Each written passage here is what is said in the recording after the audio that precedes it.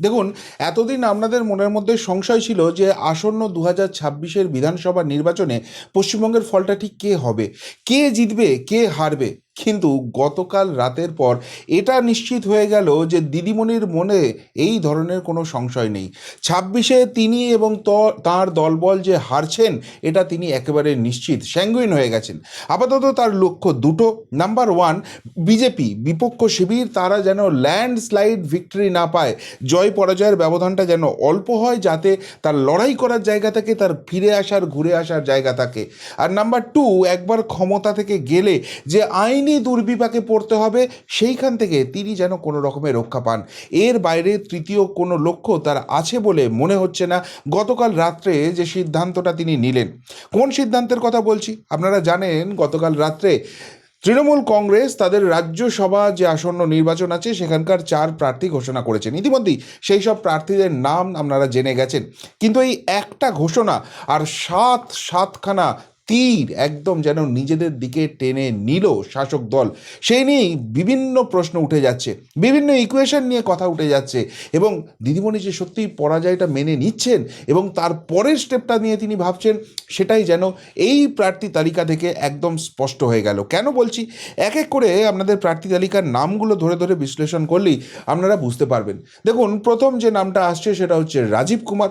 রাজীব কুমারকে নিয়ে সব থেকে চর্চার বিষয় এটাই হচ্ছে যে আমরা সাধারণত দেখেছি যে কোনো আইপিএস, যে কোনো আইএএস যারা দিদিমণির খুব পেয়ারের লোক, তারা অবসর গ্রহণ করলেই তাদেরকে বিভিন্ন রকম প্রশাসনিক কাজে যুক্ত করে দেওয়া হয়। ওই বলেছিলেন না, ডবল ডবল চাকরি দেব, ডবল ডবল বেতন দেব। বেসিক্যালি এই পেয়ারের আমলা যারা রয়েছে, যাদেরকে দিয়ে তিনি রাজ্যটা চালাচ্ছেন, যারা বেসিক্যালি নির্লজ্জ চটিচাটা দলদাস হিসেবে কাজ করেছে, তাদের জন্যই এই ডবল ডবল চাকরি, ডবল ডবল বেতনের ব্যবস্থা করছেন। কিন্তু রাজীব কুমারের ব্যাপারটা একটু যেন অন্য রকম ছিল। অনেকেই একটা গল্প ফাঁদার চেষ্টা করছিলেন যে রাজীব কুমারের সঙ্গে যেন দিদিমণির একটা বিশাল দূরত্ব তৈরি হয়ে গেছে। অনেকেই খবর দিয়েছিলেন যে রাজীব কুমার দেশ ছেড়ে বিদেশে উড়ে চলে গেছেন, এবং এর পিছনে যথেষ্ট কারণও ছিল। কেননা আমরা শেষ সময়টা, রাজীব কুমার অবসরের আগের সময়টা আমরা দেখেছি, সেখানে আমরা দেখলাম যুব ভারতী কাণ্ডে এই রাজীব কুমারকে শো কজ করা হলো। এবং তার থেকেও বড় কথা, দিদিমণি এবং ভাইপোমণি দুজনেরই আর গুডবুকে রাজীব কুমার নেই। তিনি ফোন করলেও নাকি ফোন তুলছেন না দিদিমণি, এমন সব কথাও আমরা শুনলাম। এবং এই জায়গা থেকেই রাজীব কুমারের যে এনগেজমেন্ট রাজ্যসভার সাংসদ হিসেবে হতে চলেছে, সেইটা নিয়ে নতুন সমীকরণ, নতুন জল্পনা শুরু হচ্ছে। কি জল্পনা শুরু হচ্ছে? অনেকেই যেটা বলতে শুরু করেছেন যে এই রাজীব কুমার তিনি তো প্রায় অ্যারেস্ট হয়ে যাচ্ছিলেন, সিবিআই গিয়েছিল এবং সেই সময় দিদিমণির ধর্না, রাজীব কুমারই যে প্রাণ ভোমরা, সারদা কাণ্ডের ওই লাল ডায়েরি থেকে আরম্ভ করে সমস্ত তথ্য প্রমাণ লোপাটের মাস্টার মাইন্ড ওইখান থেকেই স্পষ্ট হয়ে যাচ্ছিল। কিন্তু সেই সময় রাজীব কুমারের জেল যাত্রাটা হয় না, এবং অনেকেই সেটা বলেন দিদিমণির ধর্নার জন্য। কিন্তু না, ভালো করে রাজনীতিক মহলে কান পাতলে শোনা যায় দিল্লির এক অত্যন্ত অত্যন্ত প্রভাবশালী ব্যক্তি সেই যাত্রায় রাজীব কুমারকে কিন্তু বাঁচিয়ে দিয়েছিলেন। কিন্তু এবার যেটা শোনা যাচ্ছিল যে রাজীব কুমারের সঙ্গে যখন দূরত্ব হয়েছে, সেই ব্যক্তি আবারও আসরে নেমেছিলেন। শোনা যাচ্ছিল এই রাজীব কুমারকে অফার করা হচ্ছিল কোনো কেন্দ্রীয় এজেন্সির কোনো পদ, এবং সেটা যদি একবার হতো, যে রাজীব কুমার প্রাণ ভোমরা তিনি সমস্তটা গিয়ে সেখানে বমি করে দিতে পারতেন, এবং সেটা একবার হলে অনেক ঘুঘুকে এবার কিন্তু ফাঁদে পড়তে হতো। সেই জায়গাটা আটকানোর জন্যই সমস্ত মান অভিমান ভুলে গিয়ে রাজীব কুমারকে জামাই আদর করে এই ধরনের রাজনৈতিক পুনর্বাসন দেওয়া হলো। অর্থাৎ রাজীব কুমার এখনও প্রাণভোমরা হয়ে আছে, তার কাছে এখনও অনেক অস্ত্র আছে। যতই তাকে পছন্দ হোক অপছন্দ হোক যেটাই হয়ে যাক, এই রাজীব কুমারকে অখুশি করা যাবে না। কেননা রাজীব কুমার একবার মুখ খুললে অনেকের কপালে শনি নাচতে শুরু করবে। সেই জায়গাটাই কি একে রাজ্যসভায় নিয়ে এসে প্রমাণ করে দিলেন দিদিমণি? এই প্রশ্নটা কিন্তু ঘুরপাক খাচ্ছে। অর্থাৎ এখানেই একটা বড় ধাক্কা রয়েছে। এবার নাম্বার টু যে নামটা নিয়ে আলোচনা চলছে সেটা হচ্ছে মেনকা গুরুস্বামী। মেনকা গুরুস্বামী তেলেঙ্গানার বাসিন্দা। ইদানিংকালে দিদিমণির হয়ে তিনি সওয়াল জবাব করেন সুপ্রিম কোর্টে। দেখুন, এতদিন কপিল সিব্বাল, অভিষেক মনু সিংভি তারাই কিন্তু রাজ্য সরকার হোক, দিদিমণি হোক, বা এই তৃণমূল দলের যারা দুর্নীতির সঙ্গে যুক্ত হয়ে একদম দুর্বিপাকে পড়ে গেছেন, জেল যাত্রাটা একদম নিশ্চিত মনে হচ্ছে, তাদের আইনজীবী হিসেবে কাজ করতেন। কিন্তু রিসেন্টলি বিশেষ করে প্রধান বিচারপতি হিসেবে মাননীয় সূর্যকান্ত তিনি দায়িত্ব নেওয়ার পর থেকে এই ফর্মুলাটা কোথাও যেন একটা চটকে গিয়েছিল। অভিষেক মনু সিংভি বা কপিল সিব্বাল সুপ্রিম কোর্টে গিয়ে কিন্তু আর ডালটা গলাতে পারছিলেন না। অর্থাৎ এতদিন আমরা যেটা দেখছিলাম তারিখ পে তারিখের খেলা হয়ে যাচ্ছে, বা তারা গিয়ে এদিক ওদিক সেদিকের অনেক বক্তব্য করছেন, মূল বক্তব্য থেকে সরে যাচ্ছেন, পিসির বাড়ির আবদার করছেন, সমস্তটাই মহামান্য সুপ্রিম কোর্ট যেন মেনে নিচ্ছে, যেটা কোথাও গিয়ে আইন ব্যবস্থা বিচার ব্যবস্থা নিয়ে সাধারণ মানুষের মধ্যে অনেক প্রশ্ন তৈরি করার মতো জায়গা তৈরি করে দিচ্ছে। সেই জায়গাটা যখনই মহামান্য সূর্যকান্ত তিনি প্রধান বিচারপতি হিসেবে এলেন, সেই জায়গাটা আর ওইভাবে হচ্ছিল না। কপিল সিব্বাল বা অভিষেক মনু সিংভি সেইভাবে রাজ্য সরকার বা এই তৃণমূলপন্থীদের পক্ষে সেরকম কোনো পজিটিভ রায় নিয়ে আসতে পারছিলেন না। ফলে আমরা দেখলাম এসআইআরের সময়েই এই দিদিমণির হয়ে মার্কেটে এলেন মেনকা গুরুস্বামী, এবং তারপর তিনি তো কেন্দ্রের সঙ্গে বেশ সওয়াল টওয়ালে জড়িয়ে পড়লেন। সেখানে দিদিমণি খুব সম্ভবত ইমপ্রেসড হয়েছেন, এবং তার পাশাপাশি যেহেতু কপিল সিব্বাল অভিষেক মনু সিংভি এই দুই তীর কাজ করছে না, একটা তৃতীয় শক্তিশালী জায়গা তৈরি করার জায়গা এসে গেছে, যেখানে একদিকে তো আইনজীবী রয়েছেন, তার পাশাপাশি রাজ্যসভার সাংসদ হলে সেখানেও ওয়েটেজটা একটু বাড়বে। তার মানে দিদিমণি কি আশঙ্কা করছেন যে নির্বাচনে হার তো হচ্ছে, এবং সেই হারের পর আলটিমেটলি প্রচণ্ড পরিমাণে আইনি দুর্বিপাকে পড়তে হবে। গত 15 বছরে যা করেছেন, নতুন সরকার ক্ষমতায় এসে সেই কাচ্চা চিট্টা সমস্ত কিছু সামনে নিয়ে আসবে, এবং তার লিগাল ইম্প্যাক্ট ভয়ঙ্কর জায়গায় যেতে চলেছে। আর সেখানে লড়াই করার জন্য একজন বিশ্বস্ত সৈনিক দরকার আছে। সেই জন্যে কি আগাম পুরস্কার দিয়ে মেনকা গুরুস্বামীকে এই রাজ্যসভায় পাঠানো হচ্ছে? নাহলে তার সঙ্গে বাংলার কি সম্পর্ক রয়েছে, বাংলার কোন ভালোটা এর হাত ধরে হবে, কেউ কিন্তু বুঝতে পারছে না। তাই একদিকে পরাজয়, আর একদিকে পরাজয়ের পরের অবস্থাটা, এই দুটো ইকুয়েশন কি ক্লিয়ার হচ্ছে? এরপর 3 নম্বর যে নামটা আসছে সেটা হচ্ছে বাবুল সুপ্রিয়। বাবুল সুপ্রিয় বিজেপির সাংসদ ছিলেন, সেখান থেকে তৃণমূলে জয়েন করলেন, এমএলএ হলেন, মন্ত্রী হলেন। তো সেই বাবুল সুপ্রিয়কে তার এমএলএশিপ শেষ হওয়ার আগে, তার মন্ত্রিত্ব শেষ হওয়ার আগে রাজ্যসভায় পাঠানো হচ্ছে। কেন যেটা শোনা যাচ্ছে, 1 নম্বর তো বাবুল সুপ্রিয়র পারফরমেন্স, সেটা নিয়ে তো প্রশ্নচিহ্ন রয়েছেই। তার পাশাপাশি তাকে বালিগঞ্জে যখনই প্রতিদ্বন্দ্বিতা করতে পাঠানো হয়েছিল, কোনো রকমে মানে পূর্ব শক্তি লাগিয়ে দিয়ে খোদ ভাইপোমণিকে নামতে হয়েছিল ময়দানে, তারপর কোনো রকমে টেনে টুনে পাশ করানো গিয়েছিল উপনির্বাচনে বাবুল সুপ্রিয়কে। সুতরাং এবার আর সেই বাবুল সুপ্রিয়কে টিকিট দেওয়ার ব্যাপারে একটা দোনামোনা ব্যাপার ছিল। অন্যদিকে আর একটাও খুব গুরুত্বপূর্ণ ঘটনা ঘটছে, সেটা হচ্ছে মন্ত্রিত্ব, তার পারফরমেন্স নিয়ে প্রশ্ন আছে। এদিকে মন্ত্রিসভার অন্যান্য সদস্যদের সঙ্গে তার প্রায়ই খিটিমিটি লেগে যাচ্ছিল। অবশ্য খিটিমিটি শুধু মন্ত্রিসভার সদস্য তাই নয়, এই বাবুল সুপ্রিয়র এমন অবস্থা হয়েছে, তাকে এলাকায় ঢুকলে কর্মীরা অবধি তারা করছে, তাকে এলাকায় ঢুকলে সেখানকার কাউন্সিলর তাকে একটা পুজো অবধি করতে দিচ্ছে না, ম্যাটাডোর ভ্যানে পুজো করে সেটাকে ঘুরিয়ে ঘুরিয়ে পাড়া ঘুরিয়ে বেড়াতে হচ্ছে। বাবুল সুপ্রিয়র এরকম অবস্থা হয়ে গেছে। ফলে বাবুল সুপ্রিয়কে যে এবারে বালিগঞ্জে টিকিট দেওয়া হবে না, এটা কার্যত নিশ্চিত হয়ে গিয়েছিল।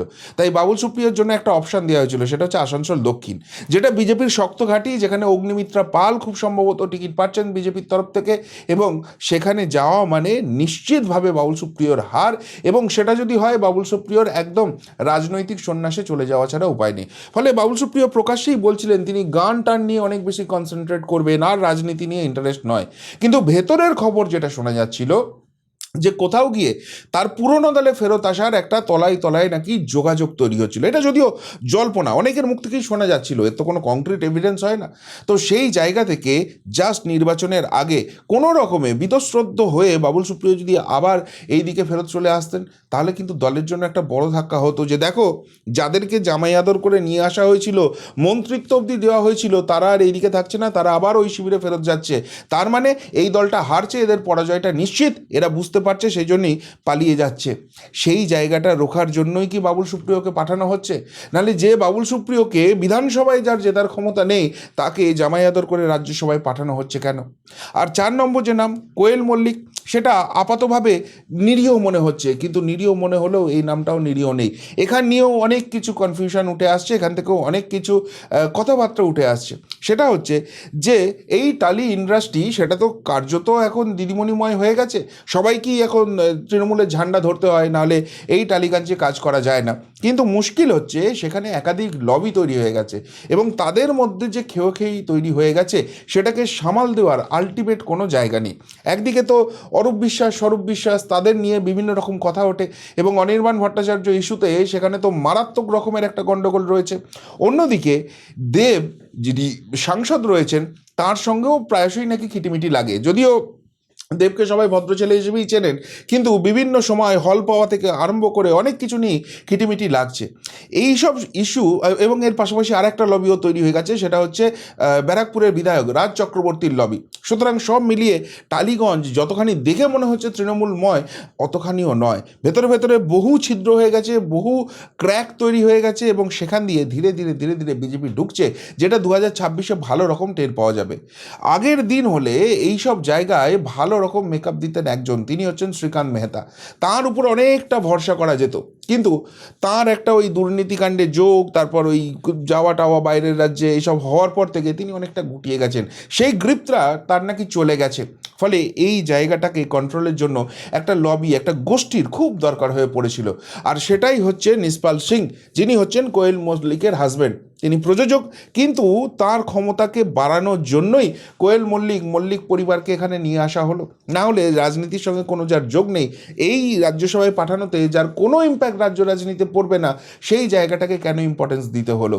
অর্থাৎ চারিদিকে যে ছিদ্র হয়ে রয়েছে, চারিদিকে যে ক্র্যাকগুলো হয়ে রয়েছে, সেইটা এই 4 প্রার্থী চয়নেই কিন্তু স্পষ্ট হয়ে যাচ্ছে। কিন্তু এর পাশাপাশি আরও 3টে তীর যেটা রীতিমতো বিদ্ধ করছে। তীর নাম্বার 1, সেটা হচ্ছে সংখ্যালঘু ভোট। এই সংখ্যালঘু ভোট নিয়ে কি দিদিমণি সত্যিই এতখানি ওভার কনফিডেন্ট যে তাদের কোনো প্রতিনিধি পাঠানোর দরকার প্রয়োজন মনে করলেন না? এই যে 4টে নাম গেল, সেখান থেকে একটুও সংখ্যালঘু নাম নেই। খুব শোনা যাচ্ছিল যে একটা সংখ্যালঘু মুখ আসবে, যিনি নাকি অধ্যাপিকা, যিনি নাকি প্রবল রকম শিক্ষিত, এবং তার পাশাপাশি সংখ্যালঘু সমাজের প্রতিনিধি হবে। কই, কাউকে তো পাঠানো হলো না। তাহলে কি এদের উপর কনফিডেন্স এসে গেছে? নাকি উল্টো ব্যাপার হচ্ছে, সংখ্যালঘু ভোট এবার আর দুহাত ভরে দিদিমণিকে ভোটটা দেবে না। সেখানে বিভিন্ন সেগমেন্ট এসে গেছে, তাদের কাছে বিভিন্ন অপশান এসে গেছে, তাই ওই দিকটা খুব একটা কনসেন্ট্রেট করে লাভ নেই। এবারে যদি ভোট বৈতরণী পার করতে হয়, তাহলে হিন্দু ভোটের উপরই ডিপেন্ড করতে হবে, এবং সেই জন্যই এই 4টে মুখকেই হিন্দু মুখ পাঠাতে হলো, এই প্রশ্নটা উঠছে। এবং এর পাশাপাশি আর একটা কোয়েশ্চেনও উঠছে যে এমনিতেই তো সংখ্যালঘু সমাজে অনেক ক্ষোভ বিক্ষোভ রয়েছে। সত্যিই তারা গত 15 বছরে তাদের আর্থিক অবস্থার কোনো পরিবর্তন হয়নি, তাদেরকে শুধুমাত্র ভোট ব্যাংক হিসেবে ব্যবহার করা হয়েছে, এবং এদেরকে উন্নয়ন বাহিনীর ম্যানেজার করে দেওয়া হয়েছে। হ্যাঁ, হাতে গোনা যারা নেতাকর্মী, যারা করে কমে খাচ্ছে, তাদের প্রচুর প্রচুর প্রচুর উন্নয়ন হয়েছে, কিন্তু সার্বিকভাবে সংখ্যালঘু সমাজের কোনো রকম কোনো উন্নয়ন হয়নি। তার উপর যখন নিজেদের সমাজের কোনো প্রতিনিধিত্ব এই রাজ্যসভার ভোটে হলো না, এবার কি তার ইম্প্যাক্টটা আরও বেশি করে, বিশেষ করে মালদা মুর্শিদাবাদ অঞ্চল থেকে এবার কি শাসক দল বুঝতে পারবে? সেই ইকুয়েশনটা কিন্তু দেখার রয়েছে, কিন্তু এটা নিয়েও প্রশ্ন উঠছে। এর পাশাপাশি আর একটা প্রশ্ন, যেটা কার্যত বুমেরাং হয়ে গেল। আপনারা দেখেছিলেন যখনই এই রাজ্যে এসআইআর চালু হয়েছিল, বাঙালি অস্মিতা বাঙালি অস্মিতা বাঙালি অস্মিতা করে এই শাসক দল কার্যত কান ঝালাপালা করে দিয়েছিল। এবং এই অস্মিতা শব্দটার বানান কি, এর মানে কি, এটা বোধহয় 90% এই তৃণমূল দলটার লোকজন বলতে পারবে না। কিন্তু তা সত্ত্বেও আমরা শুনতে পাচ্ছিলাম বাঙালি বলেই নাকি বাইরের রাজ্যে অত্যাচার হচ্ছে। তো এত বাঙালি প্রেমী একটা শাসক দল রয়েছে, সেখানে তাদের তালিকায় গত কয়েক বছরে কতগুলো, যাদের সঙ্গে বাংলার নাম ও নিশান নেই, যাদের সঙ্গে, যারা বাংলার কিচ্ছু নয়, যারা বাংলার কোনো উন্নতি করতে পারবে না, সেই নামগুলো কেন এরকম জল করছে? প্রথমেই নাম উঠবে সাকেত গোখলে, যদিও তাকে এবার টিকিট দেওয়া হয়নি, রিপিট করা হয়নি, কিন্তু তার জায়গায় এসে গেছে মেনকা গুরুস্বামী। এর পাশাপাশি লুইজিন ফেলারিও, গোয়ার, ওই যখন গোয়াতে স্বপ্ন দেখেছিল সেখানে গিয়ে নাকি সরকার করবে, সেখানে গিয়ে নাকি কিং মেকার হয়ে যাবে, তাকে করা হয়েছিল। আসাম থেকে ধরে বেঁধে এনে টিকিট দেওয়া হয়েছে সুস্মিতা দেব। দেখো, আমরা অল ইন্ডিয়া পার্টি, কিন্তু আসলে তো আঞ্চলিক দল হয়ে গেছে। সাগরিকা ঘোষ বাঙালি নাম হলেও বাংলার সঙ্গে কি সম্পর্ক আছে? থাকেন তো দিল্লিতে, বাংলার কোন উন্নয়নটা হয়েছে প্রশ্নের মুখে রয়েছে। এবং এবার যাদেরকে টিকিট দেওয়া হলো, সেই রাজীব কুমার আদতে তো উত্তরপ্রদেশের বাসিন্দা, তাহলে কেন বাংলার কোটায় তাকে পাঠানো হচ্ছে? এবং মেনকা গুরুস্বামী, এই দিদিমণির হয়ে লড়াই করা ছাড়া বাংলার জন্য এই মহিলা কি করেছেন? এবং এই যে 6টা বছর তিনি রাজ্যসভার সাংসদ থাকবেন, তাতে বাংলার আলটিমেটলি কোন লাভটা হবে?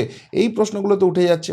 অর্থাৎ বাংলা বিরোধী যে তকমা এদের গায়ে পড়ছে, সেটা এই প্রার্থী তালিকা চয়নের পর আরও বেশি করে হয়ে গেল। 4টে সিট তারা পাবে, তার মধ্যে 50% অবাঙালি, যাদের সঙ্গে, যারা বাংলার নয়, যারা অন্য রাজ্যের, তাদেরকে পাঠিয়ে এই জায়গাটায় কি আরও বড় ধাক্কাটা খেয়ে গেল?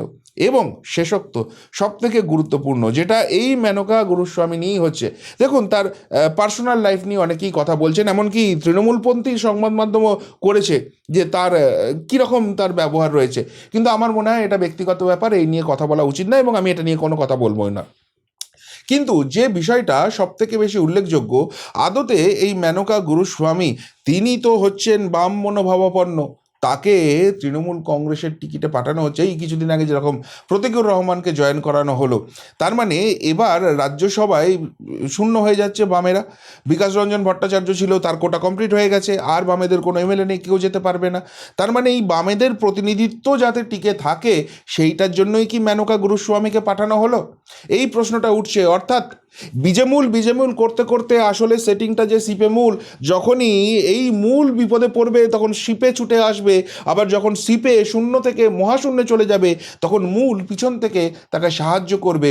সেই নবান্নে ফিশ ফ্রাই খাওয়া দিয়ে শুরু হয়েছিল, সেটা মেনকা গুরুস্বামীতে এখনও কন্টিনিউ করে যাচ্ছে। এই জায়গাটা আরও জোরদার হয়ে গেল এবং এইটা ডেফিনেটলি ভোটের বাজারে কিন্তু প্রচারের জন্য রমরমিয়ে সামনে আসবে। ফলে সব মিলিয়ে যে প্রার্থী তালিকা কালকে ঘোষণা হলো শাসক দলের তরফ থেকে, সেটা আখেরে যে তাদের জন্য বড় বাঁশ সেটা স্পষ্ট হয়ে যাচ্ছে। তার পাশাপাশি এই প্রার্থী তালিকায় বলে দিচ্ছে যে হারার একটা তো ক্যালকুলেশন রয়েছেই, এবং হারার পরের অবস্থাটা সামাল দেওয়ার জন্যই কি এই ধরনের প্রার্থী তালিকা হলো। এবং সবথেকে বড় কথা, হারার যে জায়গাটা রয়েছে সেটা বিজেপি বিপক্ষ শিবির তারা যেন ল্যান্ডস্লাইড না পায়, সেই জন্য বাবুল সুপ্রিয়কে আটকানো, রাজীব কুমারকে আটকানো, এই ধরনের চেষ্টা করতে হচ্ছে। প্রশ্ন কিন্তু থেকেই যাচ্ছে। কি বলবেন এই নিয়ে? যদি কিছু বলার থেকে অবশ্যই কমেন্ট বক্সে কমেন্ট করে জানাবেন। এমনকার মতো এখানেই শেষ করলাম, ফেরত আসছি নতুন প্রতিবেদন নিয়ে খুব তাড়াতাড়ি। ভালো থাকবেন, সাথে থাকবেন, পাশে থাকবেন। নমস্কার।